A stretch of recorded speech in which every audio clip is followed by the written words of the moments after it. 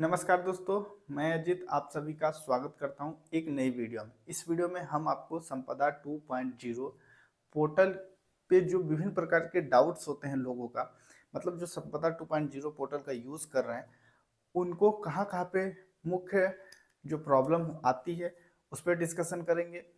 और आपको जो विभिन्न प्रकार के सर्विसेज हैं, आप कहाँ पे फंसेंगे, कहाँ पे आपको क्या करना है कि आप फंसे ना, इस केस में पूरी डिटेल में जानकारी देने वाले हैं। तो वीडियो को आप देखिएगा पूरा लास्ट तक। चैनल पे नए हैं तो चैनल को सब्सक्राइब कर लीजिएगा।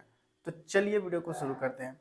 तो आज की ये जो वीडियो है उन सभी के लिए हेल्पफुल है जो संपदा 2.0 पोर्टल का यूज़ कर रहे हैं या करते हैं। तो चूंकि दोस्तों ये जो पोर्टल है सभी के लिए ओपन हो चुका है और इस पोर्टल से विभिन्न प्रकार के वर्क किए जा रहे हैं, चाहे वो डॉक्यूमेंट्स का रजिस्ट्रेशन या फिर ई स्टैम्प क्रिएट करना, और बहुत सारे लोगों को बहुत सारी डाउट्स भी होते हैं। तो आज की इस वीडियो में हम पूरी डिटेल्स पे क्लियरिटी देने वाले हैं। सबसे पहले आपको कहाँ पे बहुत ज़्यादा डाउट्स होता है, 2.0 यानी संपदा 2.0 से रजिस्ट्री कैसे करते हैं। दूसरा है ऑर्गेनाइजेशन के नाम पे स्टैम्प कैसे बनाते हैं, डीड एक्सेप्ट कैसे करते हैं। ये मुख्य टॉपिक हमने डिस्कशन करने के लिए रखा है और इसके अलावा भी बहुत सारी चीज़ों के ऊपर डिस्कशन करेंगे। देखिए, इससे जो फर्स्ट वाला टॉपिक है संपदा 2.0 से रजिस्ट्री कैसे करते हैं, तो अगर हम बात करें पहला,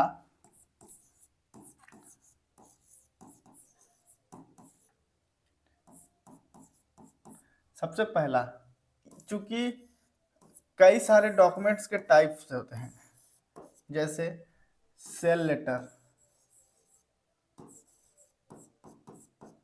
इसको हम विक्रय पत्र कहते हैं। ये होता है एक गिफ्ट, एक होता है बिल, ये तो अलग टाइप ही हो गया बिल, लेकिन है तो ये रजिस्टर्ड डॉक्यूमेंट्स का ही टाइप। और हो गया एक्सचेंज,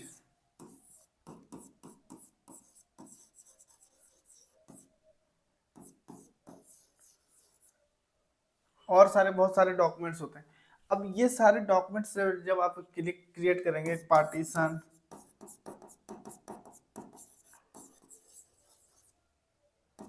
बहुत सारे, एक रिलीज और रिलीज पावर ऑफ अटॉर्नी, सारे जो टॉपिक्स हैं उसमें देखिए क्या है।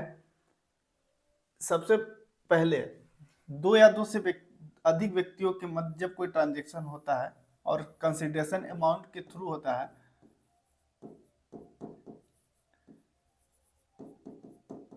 कंसिडरेशन अमाउंट मतलब लेन देन उसके थ्रू होता है, तो वो सेल लेटर कहलाएगा, क्योंकि आप उस चीज को बेच रहे हैं। जब अपनी स्वेच्छा से अपने परिवार के सदस्य या नॉन परिवार के सदस्य बिना कंसिडरेशन अमाउंट के, विदाउट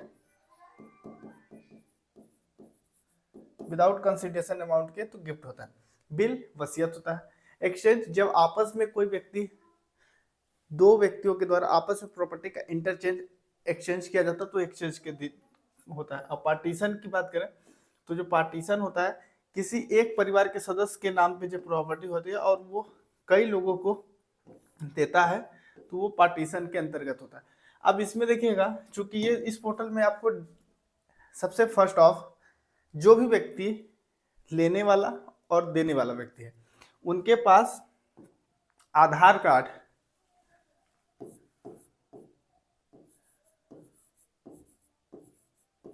आधार कार्ड मस्ट है, मतलब आधार कार्ड होना चाहिए। अगर उनके पास आधार कार्ड नहीं है तो पंजीयन आप नहीं कर सकते हैं। आधार कार्ड मस्ट है, क्योंकि आधार कार्ड के थ्रू ही, आधार कार्ड के आधार पर रजिस्ट्रेशन होता है।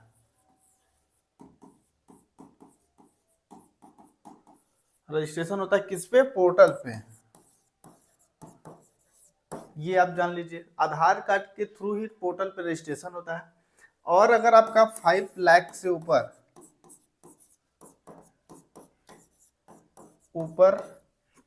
कंसिडरेशन अमाउंट है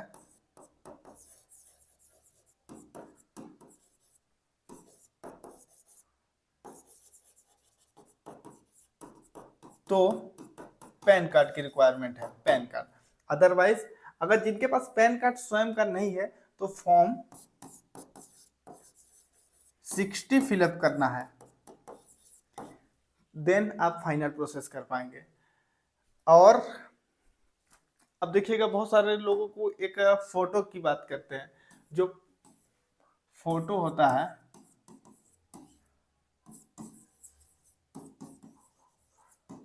प्रॉपर्टी की, जो फोटो होती है उस केस में क्या है, ये दो केस आपके सामने जनरेट होके आएंगे। फर्स्ट, अर्बन एरिया की जब प्रॉपर्टी होती है,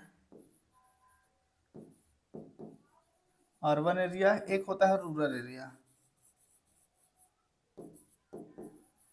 अर्बन एरिया में भी दो कंडीशन होता है, एक होता है प्लॉट, एक होता है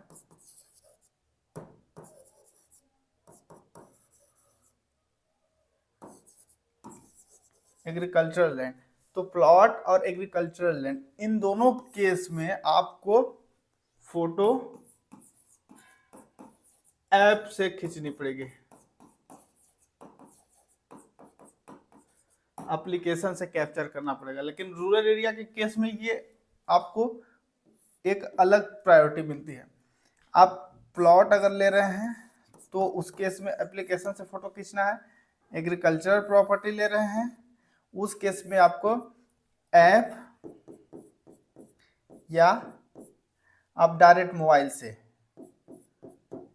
डायरेक्ट जिस तरीके से पुराने फोटो में जो पुराने पंजीयन पोर्टल से करते थे उस तरीके से आप अपलोड कर सकते हैं, उसमें आपको ऑप्शंस दिया रहता है। उसके बाद देखिए दोस्तों, जैसे ही आप इतना सारा प्रोसेस कर लेंगे तो यूजर रजिस्ट्रेशन में जो आपको दिक्कत आएगी,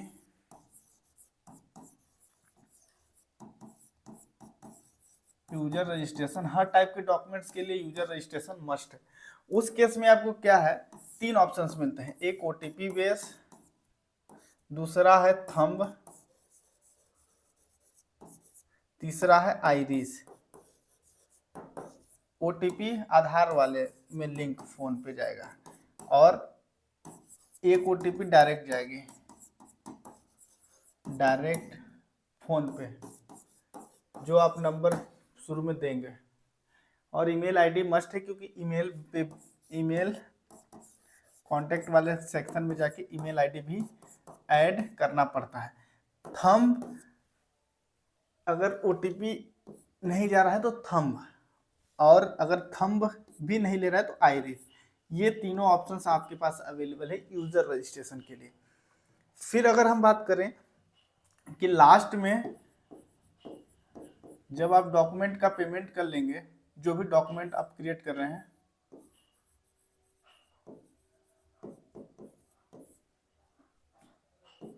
फीस पेमेंट के बाद, डॉक्यूमेंट फीस पेमेंट के बाद लास्ट में ये जो आपको अभी शुरू में तीन ऑप्शंस मिले थे, अब यहाँ पे आपको मिल जाएगा थंब और आइरिस। ये थंब या आइरिस, लास्ट में ये केवाईसी का जो प्रोसेस है, केवाईसी करने के बाद आपका डॉक्यूमेंट कंप्लीट होगा। और ये जो केवाईसी है, आफ्टर केवाईसी, आफ्टर केवाईसी आप इसको कैंसिल भी नहीं कर सकते, रजिस्ट्रेशन को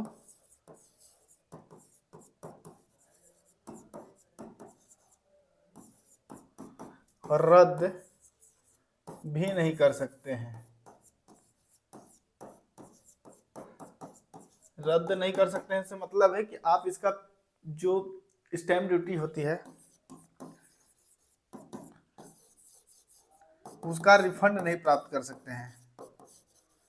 मतलब अगर जैसे एक बार लास्ट केवाईसी जो विटनेस सेलर या डोनर डोनी हैं वो अगर कंप्लीट कर लेते हैं, तो वो अगर आप केवाईसी कर लेते हैं लास्ट वाली केवाईसी, तो आप फिर इसको रिफंड रिक्वेस्ट भी नहीं कर पाएंगे। तो ये चीज़ आप ध्यान में रखिएगा।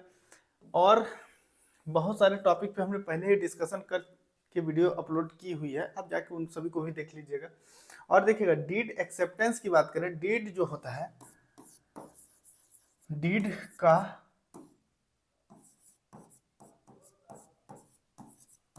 अप्रूवल लेना पड़ता है।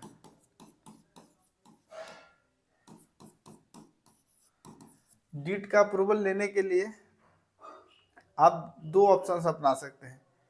सबसे पहले या तो आप यहाँ पे जो ये पोर्टल है, यहाँ पे ये संपदा 2.0 पोर्टल पे आप विजिट करिएगा। जब भी आप कोई डॉक्यूमेंट क्रिएट करेंगे तो आपको डीड अप्रूवल हर केस में जो सेलर और बायर, डोनर डोनी, उन सभी से अप्रूवल लेना पड़ेगा। यहाँ पे आप विजिट कर सकते हैं, लॉगिन करके अप्रूव कर सकते हैं। अदरवाइज आपको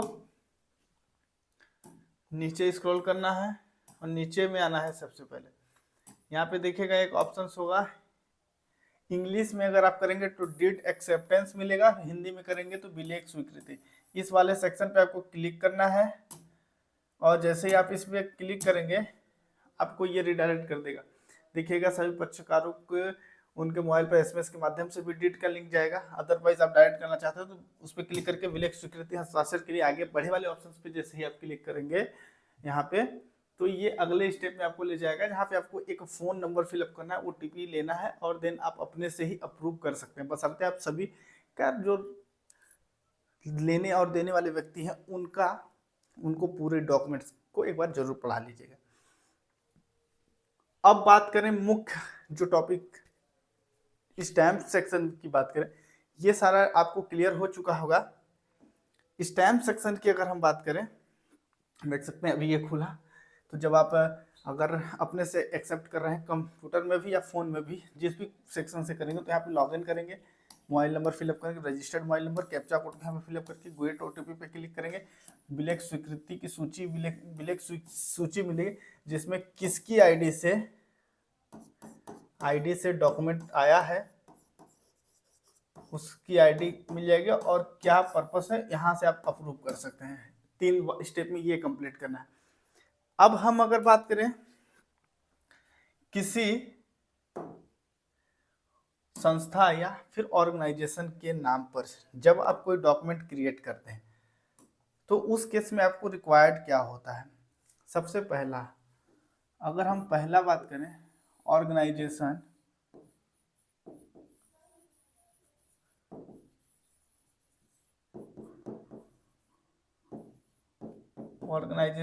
के लिए जब स्टाम्प बनाते हैं तब उस केस में जो ऑर्गेनाइजेशन का ऑनर है या ऑर्गेनाइजेशन का जो रजिस्टर्ड पीपल है,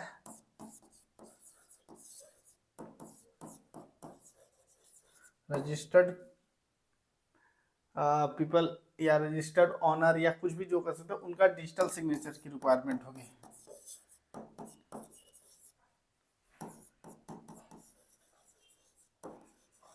तब आप प्रोसेस को कंप्लीट कर पाएंगे। सो आई होप वीडियो अच्छी लगी तो लाइक करिए, चैनल पर नए हैं तो चैनल को सब्सक्राइब कर लीजिए। यही बहुत सारे टॉपिक्स थे जिसपे हम आपको ये डाउट्स जो लोगों को आते हैं क्लियर करने के लिए इस वीडियो को हमने क्रिएट किया है। मिलते हैं अगली वीडियो में जो कि आपको विभिन्न टॉपिक्स पे मिलेगी। तो मिलते हैं अगली वीडियो में, तब तक के लिए धन्यवाद।